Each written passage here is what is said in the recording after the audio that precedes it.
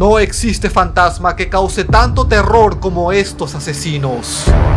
Especialmente porque se salieron con la suya. Crímenes horrendos que paralizaron ciudades. Usaron herramientas de película de terror.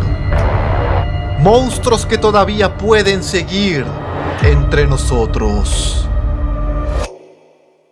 Prepárate, porque estás a punto de conocer a 7 asesinos seriales de Latinoamérica que nunca fueron atrapados.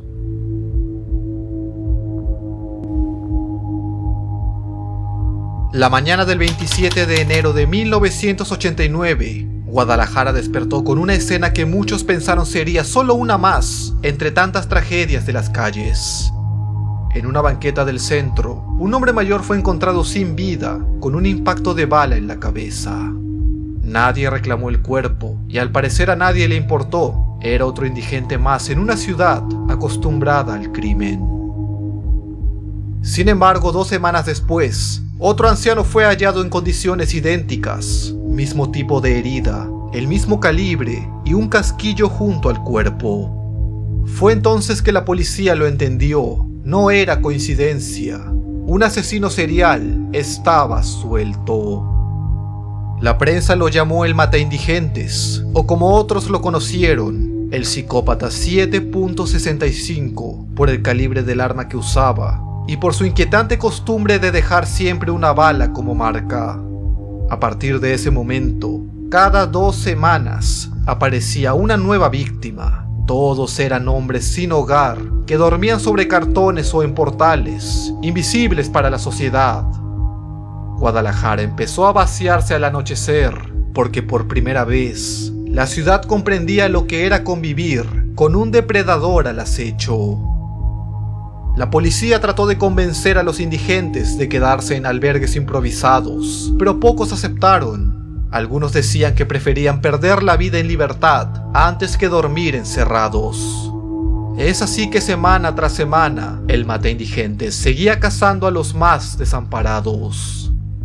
Su última víctima conocida resultó ser Vicente Hernández Alexandre, apodado el Rafles mexicano, ya que en los años 30 y 40 fue un ladrón elegante que robaba a los ricos para ayudar a los pobres. Pero el tiempo lo dejó en la miseria y a sus 89 años fue hallado sin vida en un callejón con un tiro certero en la cabeza. El deceso de Rafles sacudió a Guadalajara. Todos pensaron que si el asesino era capaz de ejecutar incluso a una figura conocida, cualquiera podía ser su próxima víctima. Se hablaba de él en las radios, en los cafés, en los periódicos. Todos sabían del mataindigentes, pero nadie sabía quién era ni qué hacer para detenerlo.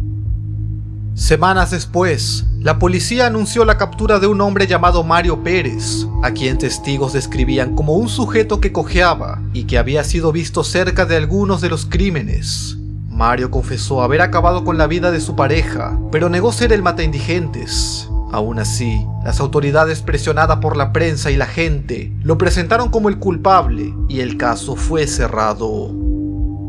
Tras su arresto, los crímenes se detuvieron y Guadalajara respiró aliviada. Sin embargo, muchos no creyeron nunca que Mario fuera el verdadero responsable. Se decía que solo fue un chivo expiatorio que el auténtico mataindigente simplemente aprovechó para desaparecer y nunca ser atrapado. A este asesino serial se le atribuyen por lo menos 9 víctimas, y hasta el día de hoy, nadie sabe quién fue realmente, ni qué lo motivaba a hacer lo que hacía. Lo único cierto es que a finales del siglo XX hizo sentir a Guadalajara como una ciudad vulnerable, dominada por el miedo. Puesto número 7.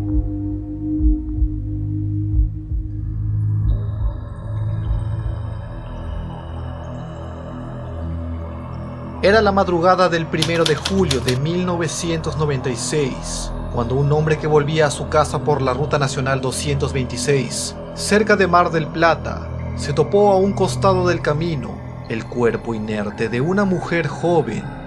Carecía de prendas, no tenía pertenencias y su cuerpo mostraba signos de haber sido brutalmente atacada. Su nombre era Adriana Jacqueline Fernández, una artesana uruguaya de 27 años que se dedicaba a ofrecer servicios de compañía. Al principio se pensó que se trataba de un crimen más, dado que por aquellos años, la zona de Mar del Plata y sus alrededores, sobre todo los caminos y accesos hacia la ciudad, eran conocidos por la alta presencia de mujeres que buscaban clientes entre camiones y autos que pasaban rumbo a la costa. Sin embargo, eso cambió cuando meses después, otra mujer apareció sin vida en circunstancias similares por la Ruta 88. Se trataba de María Esther Amaro. Tenía el mismo oficio que Adriana, pero su escena del crimen fue mucho más perturbadora. Le faltaban miembros, y el perpetrador había utilizado un objeto punzocortante para escribir en su espalda un insulto referente a su trabajo. Aquello ya no era una simple coincidencia. La crueldad del mensaje dejaba claro que detrás había alguien que disfrutaba humillando a sus víctimas. Alguien que quería hacerse notar y dejar su firma. En las semanas siguientes, comenzaron a aparecer más y más cuerpos de mujeres jóvenes, todas damas de compañía, halladas a lo largo de las rutas de acceso a Mar del Plata, en descampados o dentro de zanjas. Entre 1996 y 1999, al menos 14 mujeres desaparecieron o fueron encontradas con signos similares de ataque. Fue entonces cuando los diarios marplatenses comenzaron a hablar de un asesino serial al que bautizaron como el Loco de la Ruta, un psicópata que recorría carreteras en busca de víctimas y que actuaba con precisión, como si conociera esa zona a la perfección. Con el tiempo, la idea de un solo responsable empezó a desmoronarse. Testimonios, filtraciones y rumores dentro de la propia policía comenzaron a sugerir que no se trataba de un psicópata que actuaba en solitario, sino de una red de corrupción, proxenetismo y encubrimiento policial que operaba en las sombras, usando la violencia para mantener el control del negocio en la ciudad. Las mujeres que sabían demasiado o que intentaban escapar de ese sistema simplemente desaparecían. Las investigaciones se volvieron caóticas porque se arrestaron sospechosos, se allanaron bares y burdeles, y hasta se habló de nombres vinculados con la policía, pero ninguno fue condenado. Todo parecía hundirse en un entramado de silencio, poder e impunidad. Los casos se acumulaban, las pruebas se perdían, y los expedientes se llenaban de nombres que no llevaban a ninguna parte. Mientras tanto, el miedo seguía creciendo. Cada nuevo hallazgo era una advertencia, un recordatorio de que el asesino o los asesinos seriales seguían ahí afuera. Las rutas que antes llevaban al mar se volvieron escenarios de horror. Las mujeres dejaron de confiar en la policía y la gente en general dejó de confiar en la justicia. Para fines de los 90, los asesinatos cesaron tan repentinamente como habían empezado.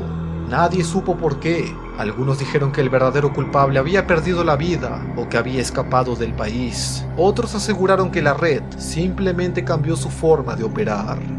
Lo cierto es que la justicia nunca resolvió el caso. El expediente se cerró sin culpables y el nombre del Loco de la Ruta quedó grabado para siempre en la memoria del país. Hoy, casi 3 décadas después, algunos siguen creyendo que el Loco de la Ruta fue un asesino serial que actuaba por placer, dado su modus operandi. Sin embargo, otros piensan que fue solo la tapadera de una estructura mucho más grande, donde la corrupción y el poder decidían el destino de otros. ¿Tú qué opinas al respecto? Me gustaría leerte en los comentarios. Como dato curioso ya para cerrar este puesto del top, me he encontrado con testimonios que aseguran que aunque hoy en día ya no se ejerce el trabajo de acompañante en esas rutas, como ocurría en los 90, algunos conductores afirman haber visto en la madrugada siluetas femeninas al costado del camino. Mujeres solas, inmóviles, que parecen esperar a alguien que nunca llega, pero cuando los vehículos se acercan, simplemente se desvanecen con las luces del faro. Muchos creen que son apariciones paranormales, energías atrapadas, como si las rutas de Mar del Plata aún guardaran la memoria de todo el horror que presenciaron. Puesto número 6. Antes de continuar, me gustaría dar un agradecimiento especial a Agnes Tachyon por el super gracias del video pasado. De verdad, aprecio mucho tu apoyo.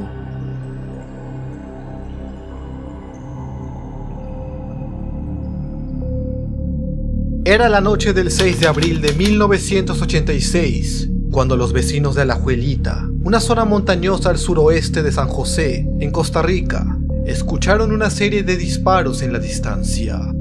Horas más tarde, la policía halló algo que estremeció a todo el país: los cuerpos de una mujer y 6 menores, abandonadas entre los matorrales. Todas habían recibido disparos certeros, sin señales de robo ni motivo aparente. Aquel fue solo el comienzo, porque en los años siguientes, entre 1986 y 1996, Costa Rica, un país reconocido por su paz y estabilidad, viviría una década de terror, marcada por un asesino al que la prensa bautizó como el psicópata.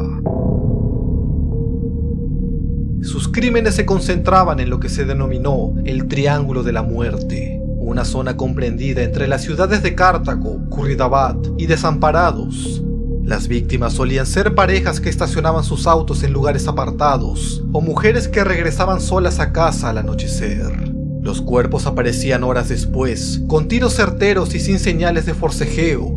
La policía notó un patrón: el asesino actuaba de noche, en zonas rurales o poco transitadas, y usaba siempre la misma arma, una subametralladora M76, una pieza militar poco común en Costa Rica. La precisión de los disparos, la limpieza en las escenas y la falta de huellas hacían pensar que el asesino tenía entrenamiento militar. Algunos investigadores aseguraban que disparaba con tal control que solo alguien con formación táctica podría hacerlo. Otros creían que actuaba impulsado por un profundo resentimiento, especialmente hacia las mujeres, lo que llevó a psicólogos forenses a pensar que había sufrido traumas personales graves en su juventud. El último caso atribuido al psicópata ocurrió el 26 de octubre de 1996, cuando Mauricio Cordero e Ileana Álvarez viajaban en su automóvil por la zona de Patarrá, en Desamparados. Un desconocido los obligó a detenerse y caminar por un sendero oscuro antes de acribillarlos. Ambos fueron hallados sin vida poco después. Esa noche marcó el final de una década de asesinatos que nadie logró explicar. En total, 19 personas perdieron la vida, entre ellas 14 mujeres y 5 hombres. Ninguno de los casos fue resuelto. Hubo sospechosos, sí, pero ninguno fue condenado, porque las investigaciones llegaron a tomar múltiples rumbos. En un momento, la Policía Judicial de Costa Rica llegó a pensar que se trataba de un hombre con pasado militar, posiblemente un ex guerrillero nicaragüense que había participado en los conflictos de los años 80 y que más tarde habría trabajado como policía en Costa Rica. Según algunos informes, este individuo patrullaba las mismas zonas donde después se cometieron los crímenes. Otros rumores señalaban que el psicópata pertenecía a una familia influyente del país y que por esa razón nunca fue expuesto públicamente. Algo que indigna a muchos costarricenses que vivieron aquellos años de terror absoluto es saber que el caso del psicópata prescribió, lo que quiere decir que si hoy se descubriera al culpable, no podría ser juzgado por los crímenes que convirtieron a uno de los países más pacíficos de América Latina en un escenario de puro miedo y horror. Puesto número 5.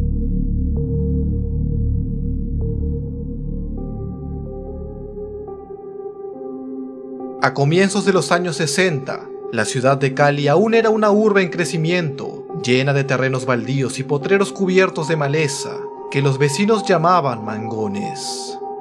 Eran lugares donde nadie pasaba de noche, espacios olvidados que pronto se convertirían en el escenario de una de las historias más escalofriantes de la historia criminal de Colombia.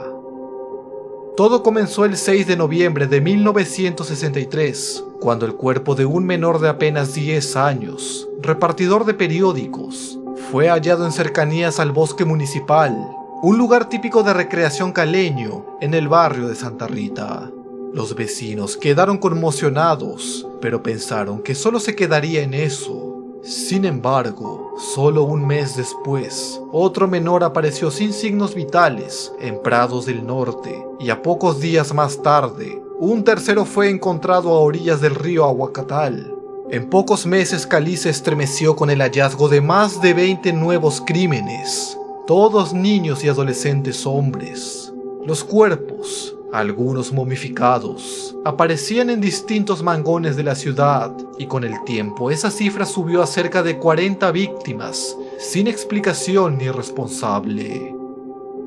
La policía hablaba de restos exhumados de cementerios para calmar el miedo colectivo, pero nadie creyó esa versión. Los cuerpos mostraban heridas pequeñas en el pecho, como si alguien hubiera insertado agujas directamente en la zona del corazón. Otros carecían de ojos, o presentaban marcas que parecían hechas con instrumentos finos. Es así que la prensa, tan fascinada como horrorizada, le dio un nombre que pronto llenó los titulares: el monstruo de los mangones. Algunos periodistas también lo llamaban Drácula, porque sostenían que el asesino era un hombre que padecía el síndrome de Renfield, un trastorno asociado con la obsesión por la sangre, razón por la que se cree que extraía el fluido hemático de sus víctimas, utilizando jeringas. En una ciudad profundamente conservadora, el miedo se mezcló con los prejuicios. La policía empezó a perseguir a hombres homosexuales y afrodescendientes, convencida de que en ellos podría estar el culpable. Cualquier hombre que ellos consideraban anormal era señalado.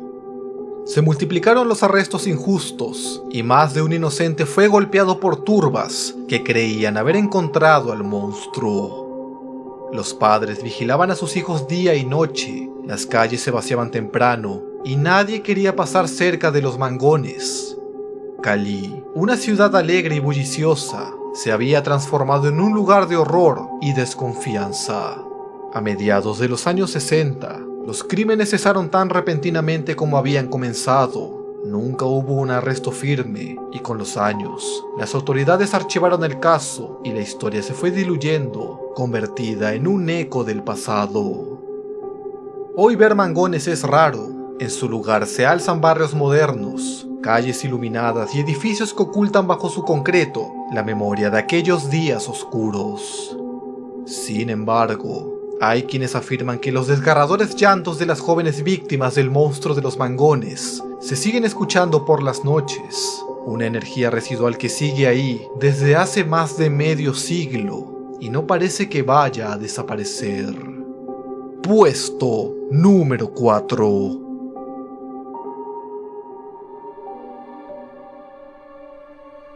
Era la tarde del 3 de octubre de 1969, cuando una camarera del Hotel Capitol, en el corazón del centro histórico de la Ciudad de México, abrió la puerta de una habitación que debía estar vacía. Sin embargo, en la cama encontró el cuerpo inerte de un hombre de unos 40 años, sin signos de robo ni de agresión visible, salvo por una marca oscura en el cuello que indicaba que había sido estrangulado con su propio cinturón. Como siempre, al principio la policía lo consideró un caso más, pero 9 días después, otro hombre apareció sin signos vitales en circunstancias idénticas en el Hotel Plaza Buenavista, y luego vino otro, y otro más. Para finales de mes, ya se hablaba de un asesino serial que ya contaba con 4 decesos, todos cometidos con el mismo método, en hoteles discretos del centro, con la puerta cerrada por dentro y sin señales de forcejeo. La prensa lo nombró el estrangulador solitario. Entre finales de 1969 y mediados de 1970, ya había cobrado la vida de al menos 15 hombres, cuyas edades iban desde los 20 hasta los 75 años. Algunos eran empleados bancarios, otros obreros, maestros, e incluso hubo un teniente coronel del ejército. Las víctimas no tenían nada en común, salvo el modo en que fueron encontradas.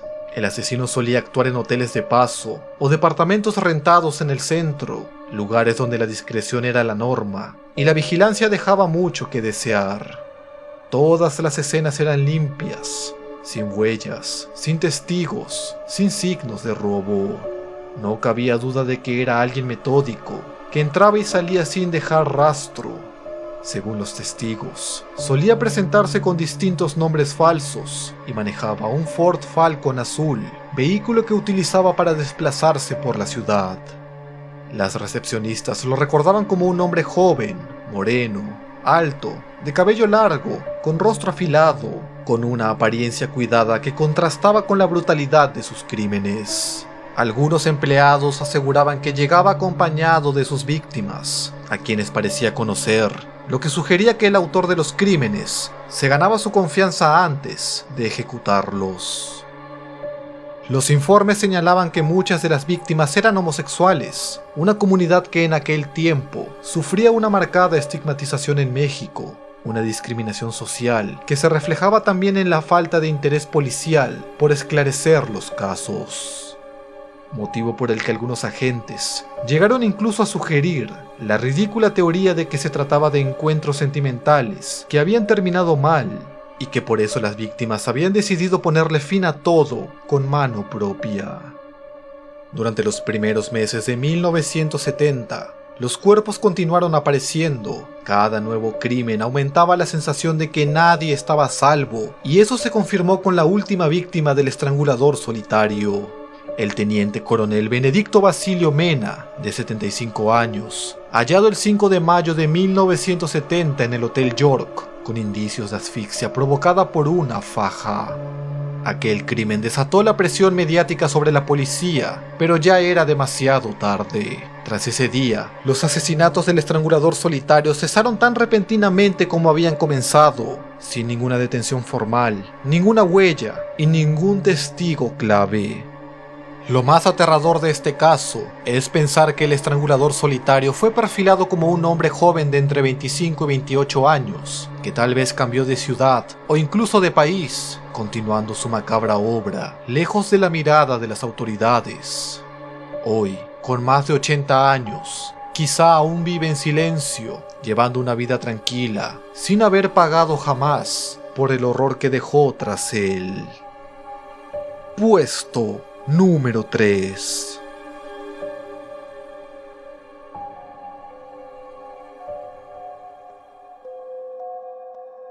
La mañana del 13 de diciembre del año 2000, los vecinos del sur de San José comenzaron a notar algo extraño flotando en las aguas del río María Aguilar. Lo que al principio parecía basura, resultó ser algo mucho más macabro.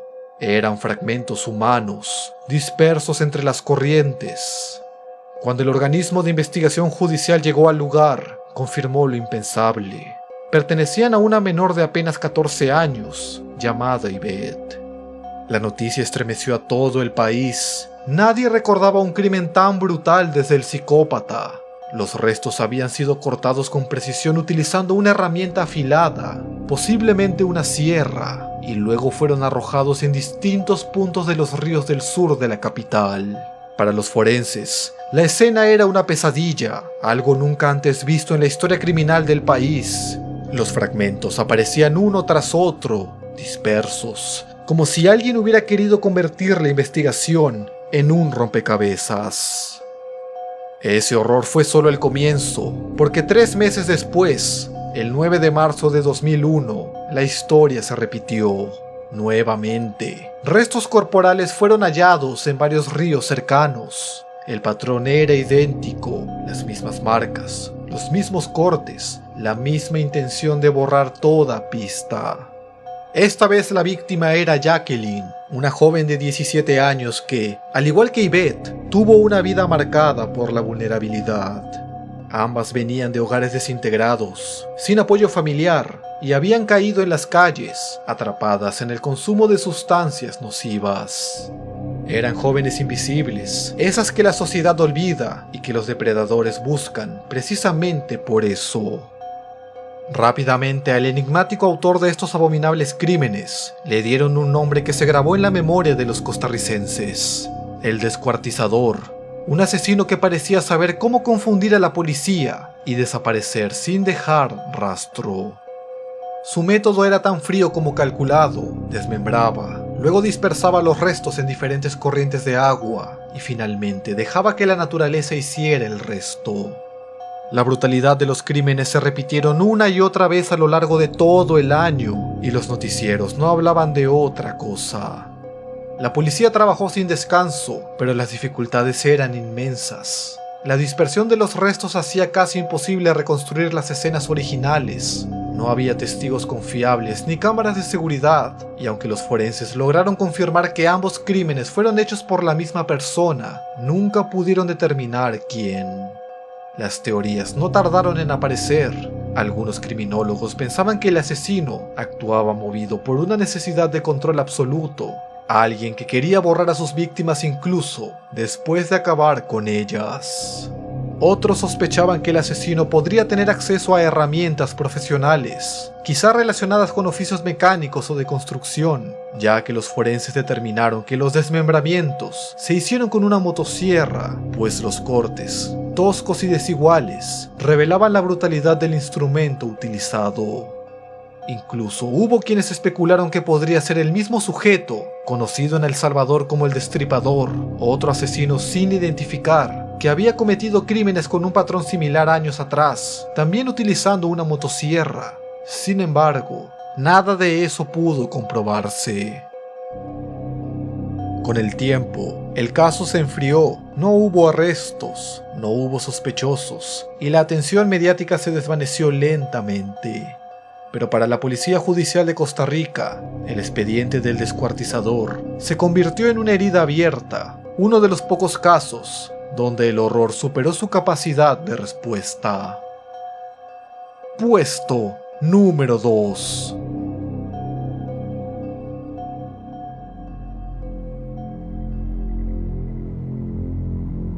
A finales de 1985, la ciudad de Lima, Perú, comenzó a vivir una de las etapas más oscuras de su historia reciente. Entre calles, basurales y acequias, comenzaron a aparecer bolsas negras con partes humanas en su interior. Eran hallazgos espaciados, pero cada uno más perturbador que el anterior. Torsos, extremidades, fragmentos de cuerpos femeninos abandonados en distintos puntos de la capital. Para enero de 1986, el miedo ya había invadido a la ciudad. Los noticieros hablaban de un asesino en serie, al que bautizaron como el Descuartizador de Lima, un monstruo que caminaba entre los barrios populosos de la capital.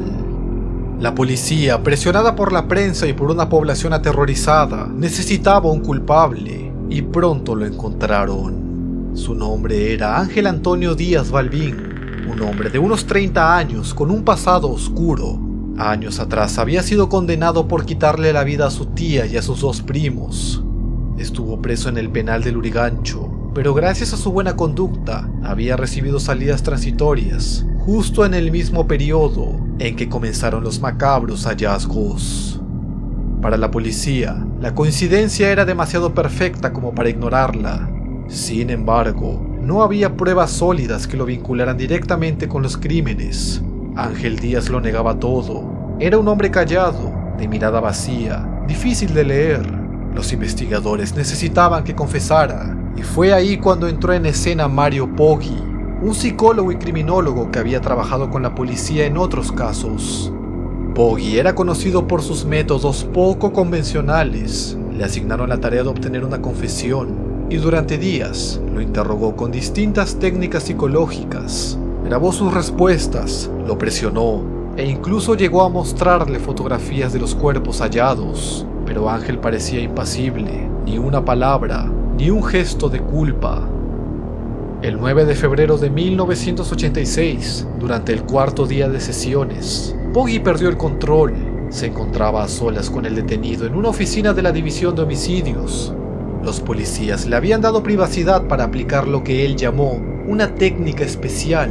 Minutos después, un grito rompió el silencio. Cuando abrieron la puerta, Ángel yacía sin vida. El psicólogo lo había estrangulado con su propio cinturón. Con una calma que heló la sangre de los presentes, Mario Poggi dijo: "He liberado a la sociedad de un asesino". Afirmó que en sus últimos segundos de vida, el sospechoso había confesado ser el responsable de los crímenes. Sin embargo, no existía ninguna grabación que lo demostrara. El caso fue un escándalo nacional. Poggy fue arrestado, juzgado y condenado por homicidio. Mientras tanto, Lima recuperaba lentamente su rutina hasta que los horrores regresaron. Meses después de la muerte de Ángel Díaz, nuevas bolsas con restos humanos comenzaron a aparecer en distintos puntos de la ciudad. Los cortes, la forma de disponer los cuerpos y hasta el tipo de bolsas eran los mismos. Las autoridades nunca pudieron demostrar que Ángel Díaz fuera realmente el descuartizador de Lima, ni tampoco lograron identificar a ninguna otra persona como responsable. Los restos continuaron apareciendo intermitentemente durante los años siguientes, hasta que de un momento a otro simplemente se detuvo. Hoy, más de 40 años después, el caso del descuartizador de Lima sigue siendo un misterio sin resolver. Nadie sabe con certeza si el asesino murió aquel 9 de febrero en manos del psicólogo, o si simplemente desapareció entre la multitud, esperando que el crimen perfecto se diluyera con el tiempo. Lo cierto es que las calles de Lima aún guardan el recuerdo de aquellos días de terror, las bolsas negras, los ríos teñidos y las sombras que merodean en silencio dejaron una huella imborrable en la memoria colectiva del país. Puesto número 1.